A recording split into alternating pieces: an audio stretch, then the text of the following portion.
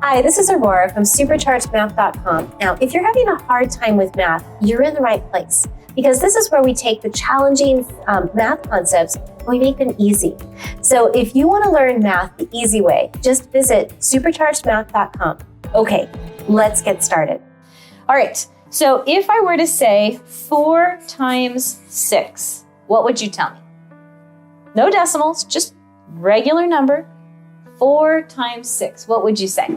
Yeah, you'd say 24, right? There we go, 24, good. All right, what if I said 0.4 times 6? Okay, so pause there for a second before you answer. Take a look at the sheet. And again, if you don't have the sheet and you're just using mine, that's fine. All right, take a look at this area here. Do you see how out of every 10, I only have 4? I have 1, 2, 3, 4, 5, 6, 7, 8. 9, 10, 11, 12, 13, 14, 15, 16, 17, 18, 19, 20, 21, 22, 23, how many? 24. That's kind of cool. So if I were to take each one of these shaded regions and kind of consolidate them, is there anybody in your family that puts back stuff empty in the fridge? Does it drive your mom crazy? A little bit? Okay, so imagine you've eaten 6 out of each container and your mom's like, I am consolidating these. Okay, so let's do that. We're gonna move them all over and just fill as many as we can up. So here is 1, 2, 3, 4. You can do this with yours too. 5, 6, 7, 8. All right, so we did that one and that one. How about this one? 9, 10, uh-oh, it's full. That's okay, go down to the next one. 11, 12, okay, we did that one. 13, 14, 15, 16, did that one. And we're gonna add 4 more. 17, 18, 19, 20. Oh, we filled them up again. Do we have more left over or are we done? Yeah, we got 4 left over, right? So we'll plop them in the third. So now instead of having 6 containers that are half or less than half eaten, we have a 1 and a 2. So this is the number 2. And then how much is this from fractions? Do you remember this? There's 10 possible.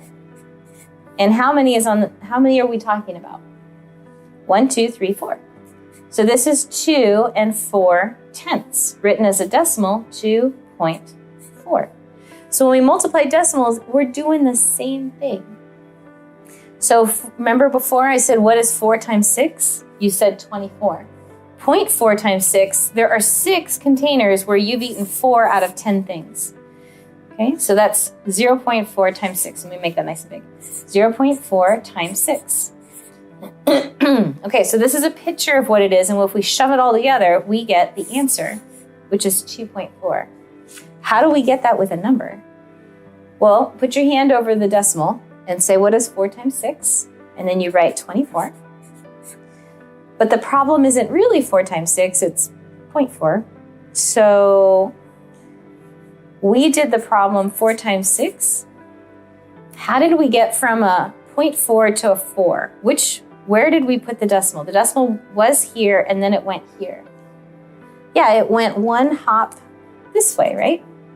Because on a whole number, there is always a decimal point here in case you need it. So we went 1 hop that direction. So, and we can do that, that's allowed.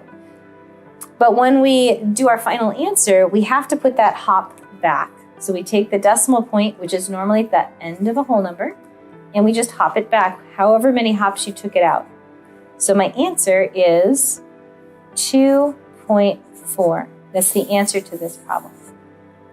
By the way, if you'd like to learn how to do decimals the easy way, I'm actually giving an entire class on it for free.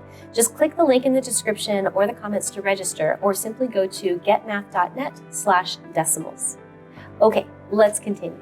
What if I said 0.04 times 6? Okay, same thing. Put your hand here. What is 4 times 6?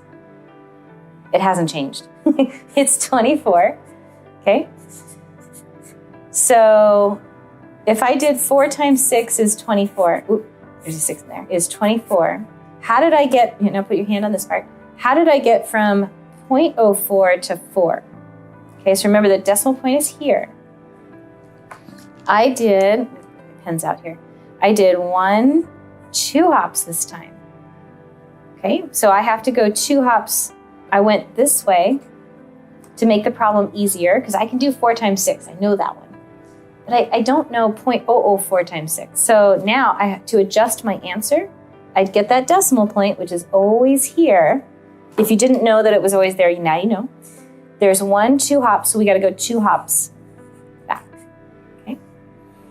And so this becomes 0.24. So my answer to this one is 0.24. All right, so what are we doing when we're doing this? What we are doing is we are saying 0.04 times 6. And I'm saying, okay, that's a hard one because I don't know my 0.04 times tables. Like nobody does. So I'm going to multiply this number by 100. Okay, I can do that as long as whatever I get for my answer, I divide by 100. So I can multiply by 100, but that'll give me the wrong answer unless I take that 100 back out. Does that idea make sense? You can put stuff in and multiply things, but you got to make sure you take it out and just don't serve it up as your final answer. So 0.4 times 100 is 0.04 times 100. Okay, because there's 2 zeros here, we go 1, 2. And this becomes a 4. Okay, so now we say 4 times 6 is 24. That's not the right answer though. Because I multiplied by 100, now I have to take that 24 and I have to divide by 100. And because there's 2 of these, what that means is I have the 24 and I have the decimal point there. It means I go this way and this way. The number becomes smaller. You have 24 cookies and 100 friends. Everybody's getting less than 1 cookie, right? Because you don't have 100, you have 24. Okay. So this is what we're doing when we're doing the hops. Does that make sense? So this video is taken from my ultra popular class on decimals, and I'd like to invite you and your child to join me for an entire decimals class, totally free. You can register at no charge by clicking the link in the description or the comments, or simply go to getmath.net/decimals.